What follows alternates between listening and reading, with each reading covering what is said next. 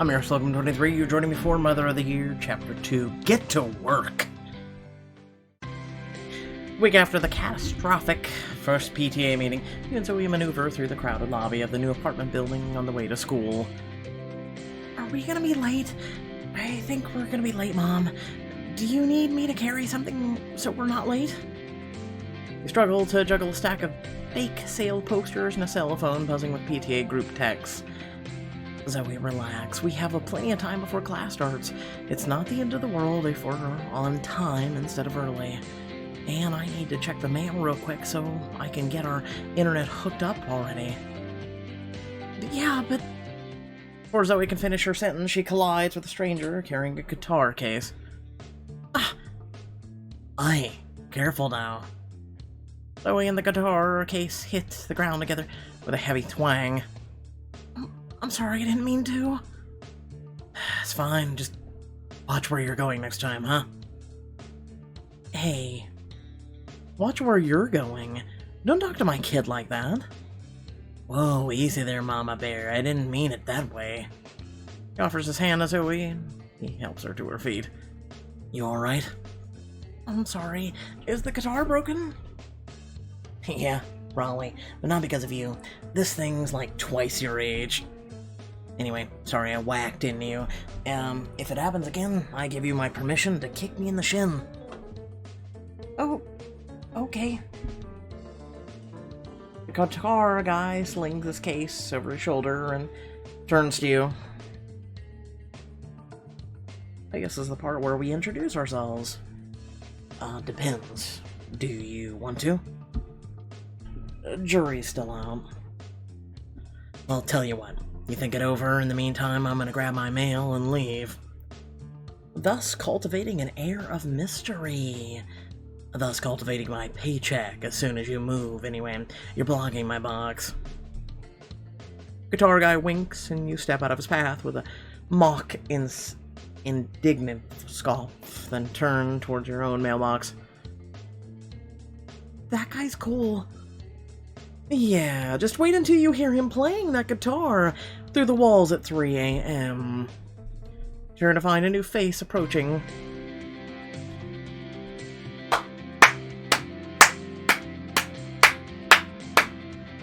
Our second person in a wheelchair. Congratulations, Pixelberry. You get my respect. Hi there. You guys are the tenants in 508, right? We are. And I take it you're the person who left us that nice welcome card? Slick detective work. Guilty as charged. Elma Velasco. Me and my boyfriend are down the hall in 105. I'm Tara Day, and this is my daughter Zoe. Say hi, Zoe. Hi. I like your chair. Thanks. I'm pretty fond of it myself. So I take it from the fancy pants uniform, you go to the special school for genius kids. It's called Bernhardt. I have to ask, is that place secretly some kind of Hogwarts deal, or are you a witch? If you're a witch, you have to tell me. What? No! Oh, I knew it. And on that note, we are dangerously close to running late.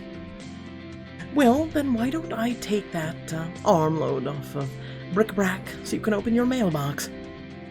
Oh, you and me are gonna be friends, aren't we? Oh no, you've discovered my evil plan! You gather your mail and head for the parking lot alongside Alma, who's heading the same way. So, how are you two settling in here? Well, I've already pissed off the PTA. Zoe's been charming her teachers. I've already pissed off the PTA. Yikes. I'm guessing these alarmingly sparkling posters have something to do with that. My mom has to organize a bake sale. What, by yourself? It's some sort of dumb hazing thing. Wow, who knew the PTA was so Game of Thrones? I wish. If I could just stab people, it would be a lot simpler. As the three of you stop to let a car pull up, Alma snaps her fingers. Oh, by the way, I meant to ask, do you have a job in town yet? No, but I don't suppose you know anybody who's clamoring to hire a single mom with no degree? Funnily enough, I do. I work at Carmina, the dress shop downtown, and we just had someone quit. My boss is getting desperate. Well, desperate is good. I like desperate. Perfect. I'll let Sally know you're interested. Can you drop by sometime this afternoon? You bet I can. Thank you so much. Part ways with Elma, heading towards your separate cars. Bye, Elma. It was nice meeting you. Bye, Zoe. Watch out for Dementors. You and Zoe turn to face one another over the hood of your car. Okay, kiddo. Let's get you to school. You load up the trunk, climb into the front, and buckle your seatbelts. But when you try to start the car... Mom? Why is the engine making that sound? Because there's a human being inside your engine, Dunny. Because it's dead. Crap, okay, grab your stuff. We're gonna have to catch the bus. A short while later, you and Zoe sit across from each other, catching your breath. Well, that's certainly one way to start the day. We really need a new car. Well, why don't you take that Genius IQ 3000 and start earning us some money? The bus brakes hiss and whine as the bus rolls out. With a sigh, you pull out your phone and look at your texts. Alright. What time does the bake sale start on Saturday? 2, right? No, again. Starts at 1. But everyone should be there early to set up at 12. Okay, just to be clear, you want me to bring a rice cake? Yeah, that's fine. Where am I supposed to get rice flour on such a short notice? It doesn't have to be rice. How am I supposed to make rice cake without rice flour? I heard you can substitute potato starch. I'm not making a potato cake. Just bring a cake, any cake, whatever you want to make is fine. Please remove me from this group text. Sounds like every person on Twitter when they're involved in a thread. You put your phone away, shaking your head. These people. Nearby, you notice Zoe looking wistfully out the window, her chipper demeanor gone. Hey, kiddo, you okay over there? Oh, yeah, I'm fine. She goes back to looking out the window, her fingers fidgeting with a loose thread on her sleeve.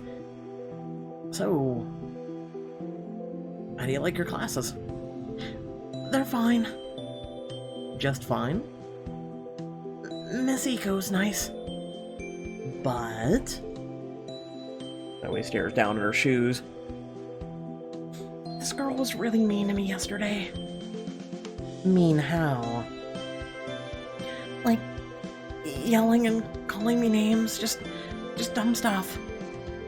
Start to ask another question, but you're cut off by an automated voice announcing your stop. Grumpy thoughts of motherly revenge simmer through your mind as you and Zoe make your move down the sidewalk, approaching Bernard. Whoa, Mom, look at that! You follow her gaze to a poster in a coffee shop window. Unicorn Cocoa. Oh, that is diabetes all wrapped up in a beautiful cocoa of coffee. Let me die with this. Wow, that is certainly a beverage. It looks good. It looks like 6 million calories. Why do you want one? Can we? We should be pushing it on time, but we could squeeze it in. With what money? Your car doesn't even work. Oh my god. Stop at the coffee shop before school to cheer Zoe up and talk more about what's bothering her.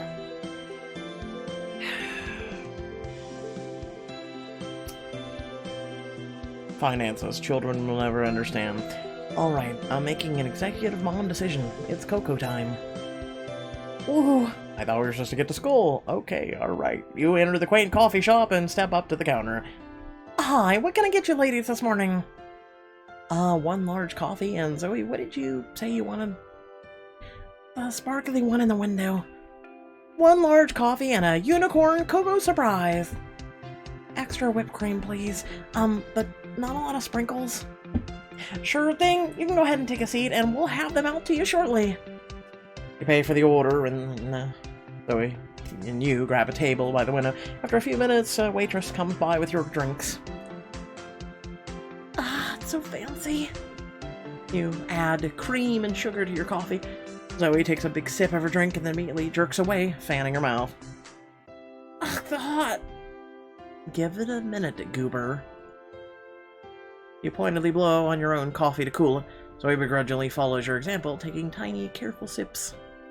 So, now that we're here, let's talk about what's going on with you. You said you're getting picked on? She ducks her head, her smile fading. Actually, it's not me. It's this girl that I know. And what is this girl's name? Zelda? I see. And what kind of stuff do other kids say to Zelda? That she's poor and trashy? Zoe? And how does Zelda feel about that? Bad? I see. Does Zelda think she's poor? I don't know. Maybe? Well, now that I have failed you as a mother...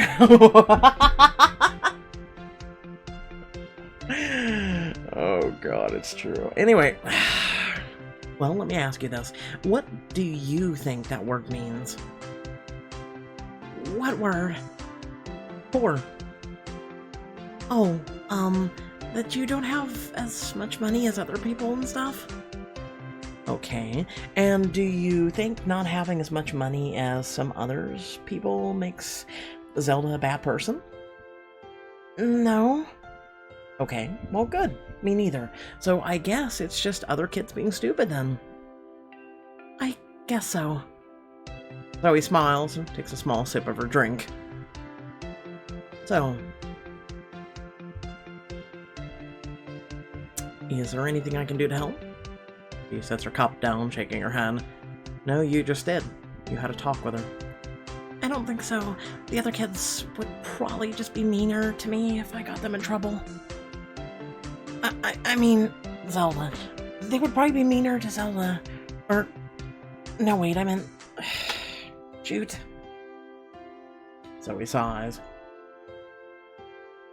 Okay, the truth is, I made Zelda up. Oh, I'm shocked, really. Yeah, I kind of figured that out.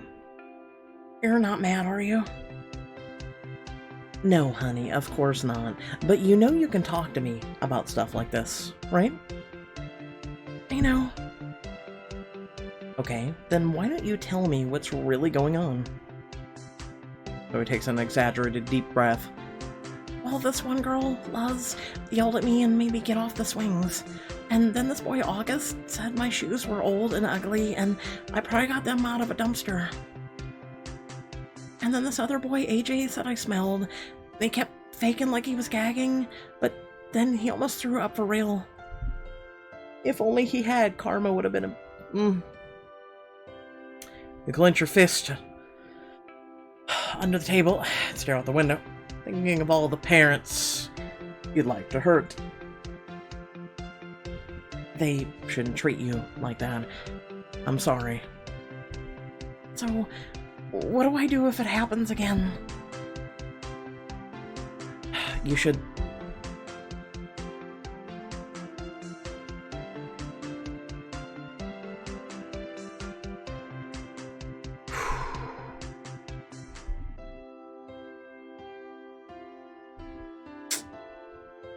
Man, this is hard. Tell a teacher. Telling a teacher only gets you so far. They make it worse. They call you tattletale. They bully you even more. If you stand up for yourself, typically that's the best bet, because if you ignore them, sometimes it works and sometimes it doesn't, so standing up for yourself is really only what you can do. If we let people say and do what they want, they'll walk all over us. You've got to show them you won't put up with it. How do I do that? You give it right back. If they call you a trash girl, you call them nasty little twerps. If they push you, you push right back. Okay, I think I could do that. Reach out and take her little hand in yours. Listen, things might be funky for a little while. New stuff always is, but it'll get better soon. Nod, staring quietly into her drink. Search for the right words. Do you remember when... Okay, Daddy left and Grandma Rachel. Grandma Rachel. Kinda. I remember you were really sad. I was, and I was scared too. Grandma Rachel was the only family I had left, and I didn't think I could be your mom all by myself. But you know how I got through it? No. I had you. I knew that I could get through anything as long as I had you in my life, because being your mom makes me stronger. And that's how the two of us are gonna get through anything bad that comes our way, by having each other's backs. I'll always have your back, Mama. Right back at you. Zoe takes another sip of her cocoa, already looking lighter and happier than before. With a mischievous smile quirks at the corners of her mouth, Zoe dips 2 fingers into her whipped cream and dabs it on your nose. You little punk. 2 can play that game. Laughing, you scoop up your own gob of cream and flick it across her cheek. Mom, don't get it on my uniform. Hey, you started it. Zoe darts her tongue out and licks whipped cream off her cheek. Caramel. You're a goof. You raised me. A few minutes later, the 2 of you finish your drinks and step back outside. Zoe's practically bouncing. I have so much energy now. Well, that tends to happen when you eat marshmallows at 7 in the morning. Can I eat marshmallows every morning? No. Sure, let's see how you feel around noon. Zoe tugs her backpack over her shoulders. You bend over and kiss the top of her head. Hey, you know you're my special girl, right? Yes, Mom. And you know I love you, right? Yes, Mom, I love you too. She rolls her eyes, but she's smiling as the 2 of you continue down the street. Outside the school, you give Zoe one last hug and then watch her race off towards the doors, backpack jostling with every step. Have a good day. You too. Bye. With your daughter safely inside, you unroll your posters for the bake sale. Alright, let's get a few of these up out front. You're tacking a poster to the lamppost when a roar of a muffler makes you jump. Was that a motorcycle? You turn just in time to see a cherry red bike cruise into the lot and glide to a stop. The rider takes off her helmet and shakes out her hair. I mean, what? What?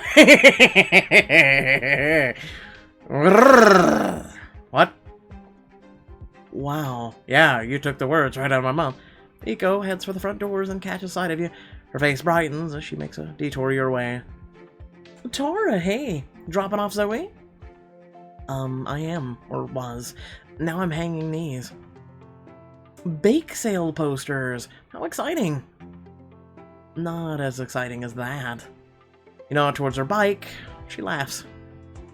Oh, that's my vehicular life partner, Ada. What do you think? I think she's hot. That's the idea. I'm not gonna lie, I'm kinda jealous. I always wanted a motorcycle, but I kept chickening out. Then I had Zoe. You could always get one with a sidecar. I bet you and Zoe would look adorable. Yeah, I bet my insurance company would love that. Shuffle the stack of posters under your arm, smoothing a hair behind your ear. I'm actually glad I ran into you. I wanted to talk to you about Zoe. Oh, is something wrong? She told me that a few of the kids have been picking on her for not being as wealthy as the average student. Eiko rolls her eyes and purses her lips. Well, I wish I could say I'm surprised. Also, I wish she would have said something to me. I could have nipped that bud then and there. I think she might have been embarrassed about the whole thing. Well, I'm sure I'll keep an eye out, and if I see anyone bothering her, I promise you I'll swoop in talons first and put a stop to it. My classroom is not the place for bright lights like Zoe get dimmed. Thank you, that means a lot to me. It's nice to know I can count on someone to have my kids back when she's here. Of course, and seriously, I know adjusting to Goldcliffe can be a lot, and if you need anything, please let me know. I might take you up on that offer sometime. I hope you do. Listen, I've got to run, but don't worry, your daughter's in good hands. I couldn't agree more. She gives you a friendly squeeze on the shoulder and heads inside. You finish hanging up your posters and then start back towards the bus station. But on the way, a pair of familiar faces catches your eye from across the lot. Oof. Well, they certainly seem friendly. Thomas spots you and waves. You take a deep breath, bolt on a smile, and head their way. Tara, I thought that was you. Oh, here I am. Oh, and look, it's Vanessa. Fun.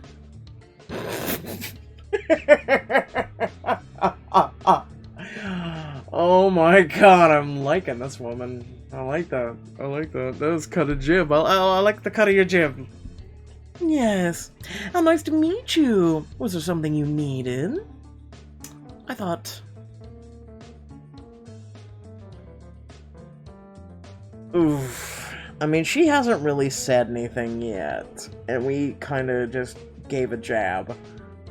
And she didn't say anything yet, so... Manners. Hashtag manners. We could talk about the bake as hell. There's a flash of sadistic glee in her eyes. Oh, and how's that going? Great. I was hanging up posters. I can't wait to see you there. I'm looking forward to it. She places a hand on the shoulders of two boys at her feet. I'm sorry. Where are my manners? These are my sons, Augustus and Ajax. Boys, say hello. Hi. Hi. Oh, I've heard all about these two. From my daughter, Zoe.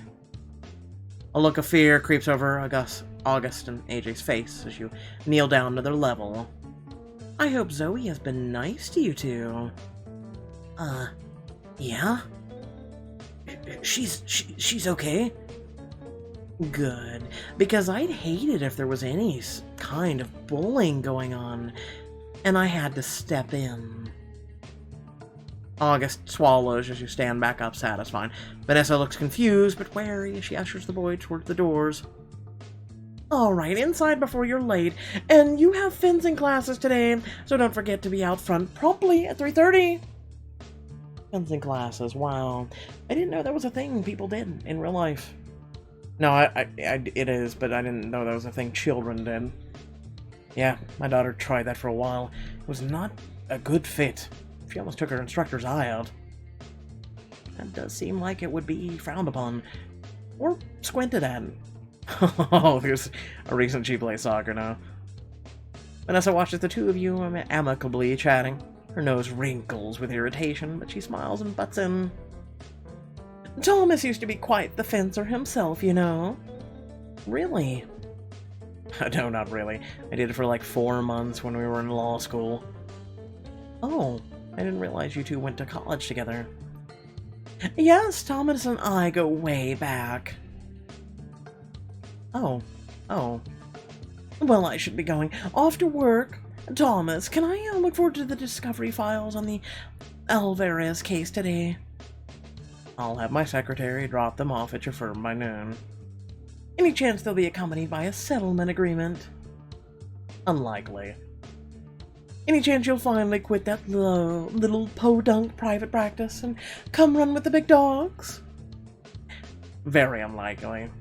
Ah, well, can't blame me for trying. I wish you'd try and jump off the edge of this building right now. I mean, she gives him a parting kiss on both cheeks and then turns and brushes coldly past you.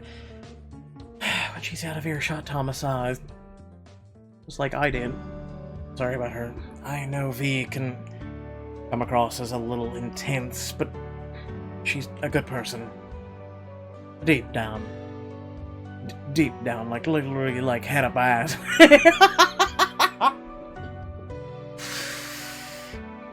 Intense is putting it mildly. I'd probably say something more like rude or infuriating or a giant pain in the ass. Yeah, I guess those would all work too. School bell rings, reminding you of the time. Hey, buddy. Sorry. I have to run, and I got an interview downtown for a new job. That's exciting. We'll see. I'm trying not to get my hopes up. Well, nothing's wrong with a little hope.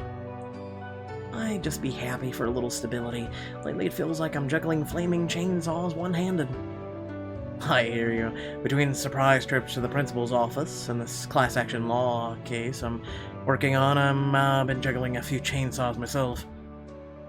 Soul Dad used to say. Thomas stopped speaking mid-sentence, his eyes widen, and then dart away. Soul Dad?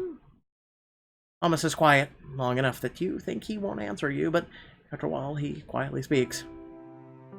My wife, she, passed. No. Killed. She was killed about 2 years ago. That's awful. Can I ask what happened?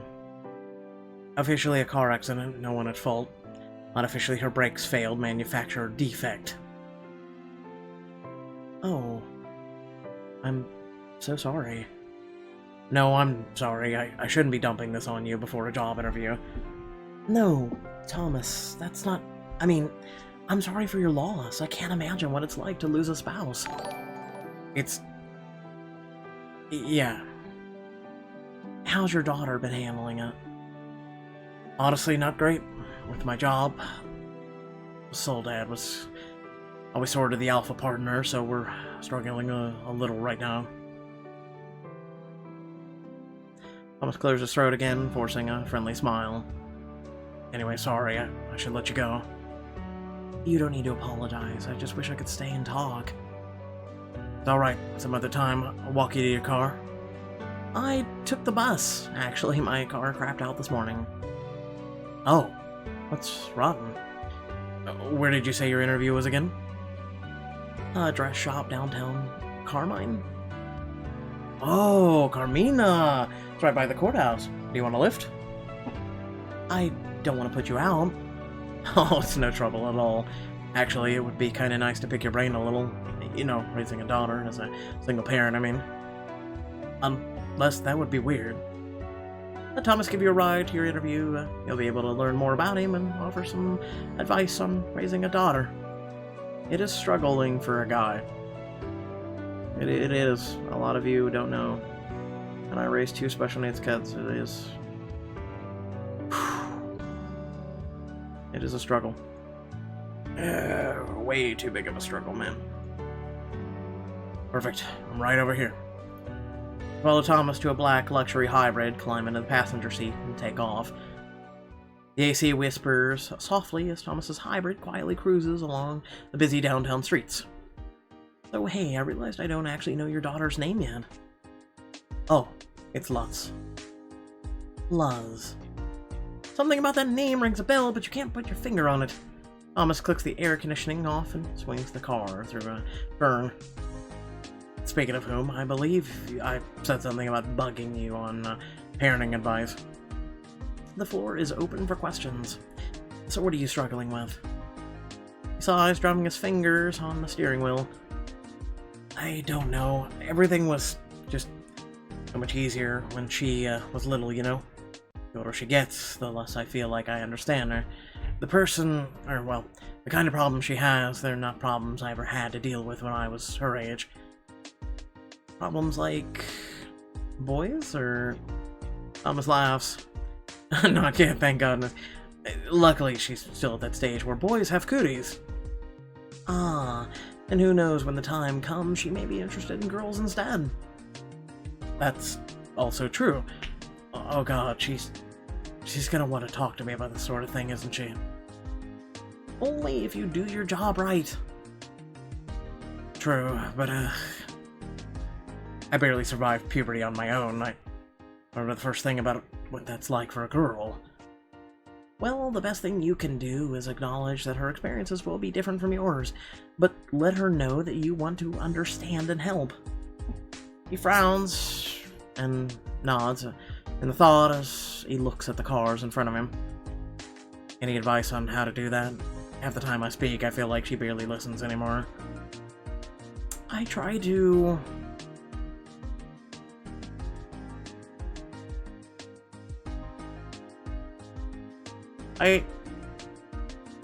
How can I put this?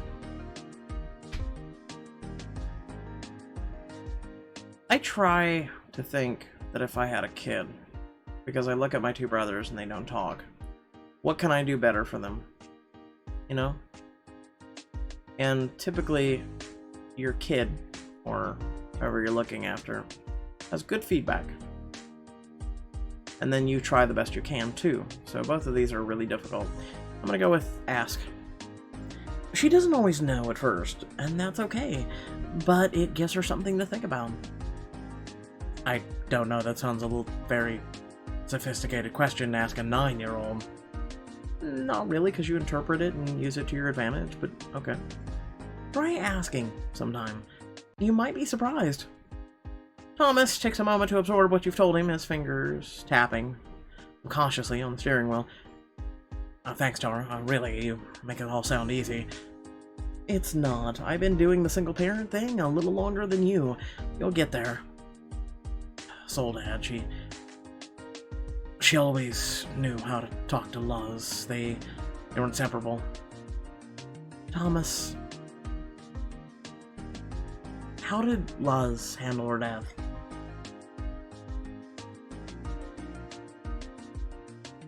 She was still young. She didn't fully understand it at the time, and in some ways that was even harder. It was the same for Zoe when my ex left.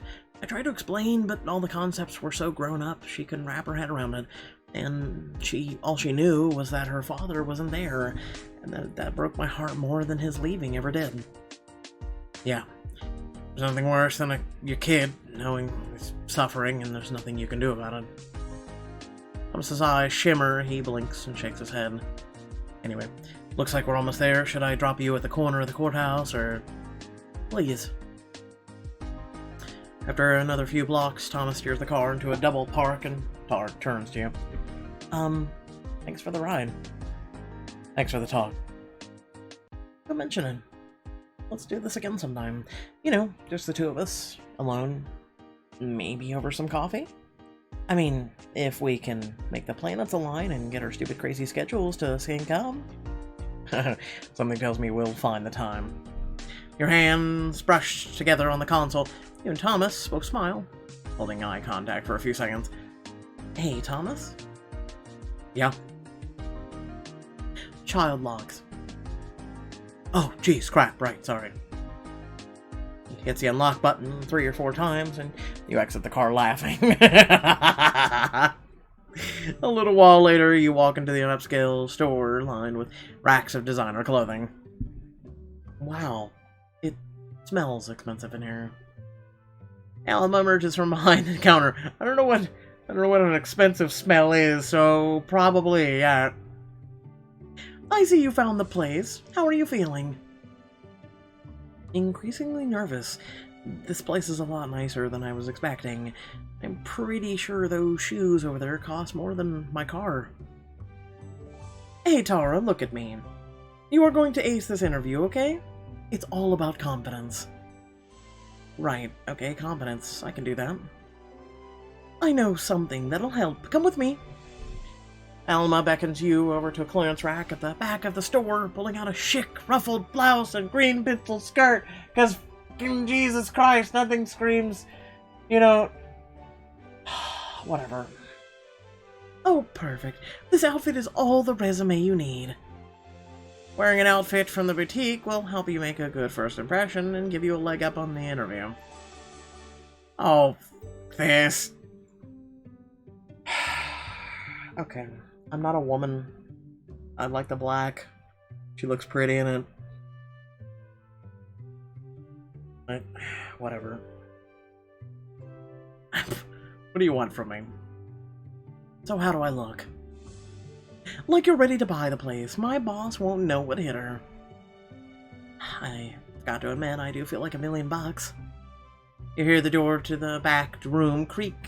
A plump, kind-faced woman approaches and shakes your hand. Sally Romano, Regional Manager of Carmina. Tara Day, pleasure to meet you. I love your outfit. Is that one of ours? It is. Well, you look fantastic. Excellent taste. You follow Sally to a pair of stools in one corner. Kind-faced woman needs to be impressed by clothing they sell that is ridiculously expensive. Okay. Alright, let's start simple. Why do you want to work for Carmina? Well, I really need the money. Listen, lady, listen, okay? I'm here to work a job, okay? I'm here to work a fucking job, okay? I need money. I'll sell you shit.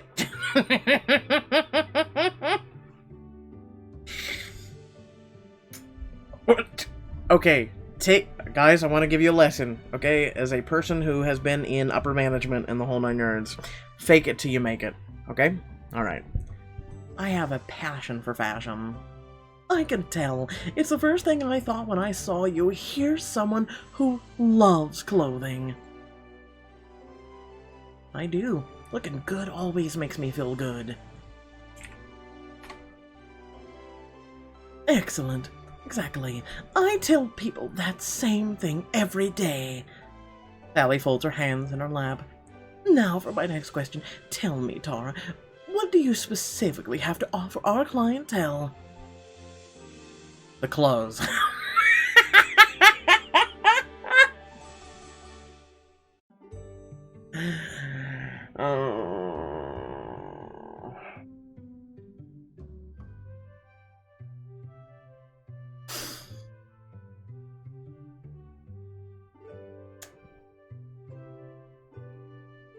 Years of customer service experience.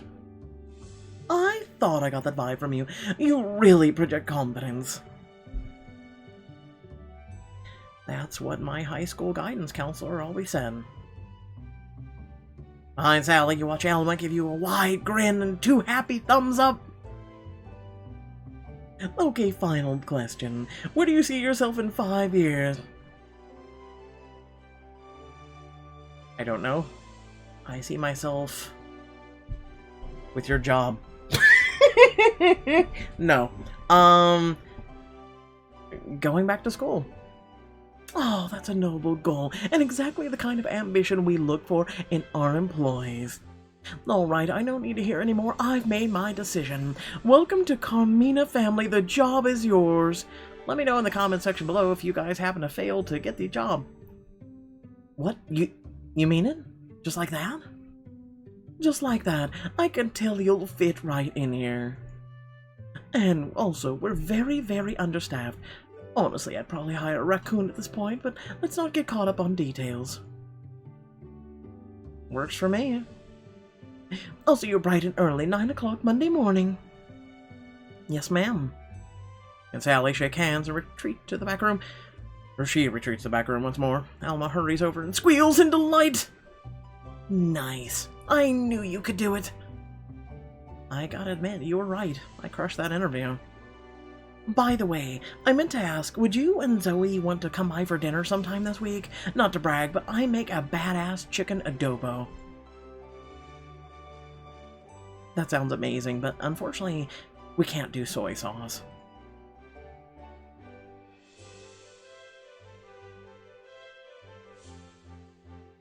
Oh?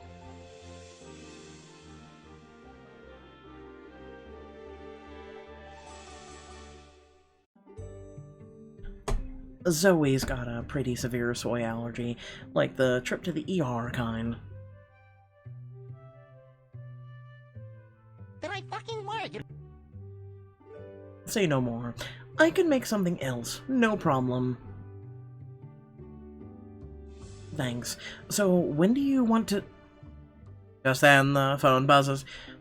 You dig it out of your purse and glance at the screen. Bernhard, what do they want? Ruh-roh. You swipe the answer button and lift the phone to your ear. Hello? Hello, may I speak to Tora Day, please? This is she. Can I help you?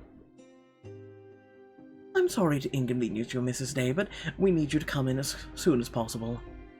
Zoe's been in a fight. Oof. Well, that being said, hope y'all did enjoy the video. Please remember to like, share, and subscribe. Head down in the description below, links to social media, Discord, and if you'd like to support me and my content. And without further ado, hey! If you're already subscribed or haven't subscribed already, please make sure that if you are subscribed, or want to, it'd be a great way to support the channel, that you hit that bell notification so you can receive notification of when I upload content. I hope you did all enjoy this. So we're done with Mother of the Year for this week. I have to say it's not bad. As a person who is not a mother, but as a person who takes care of 2 special needs children,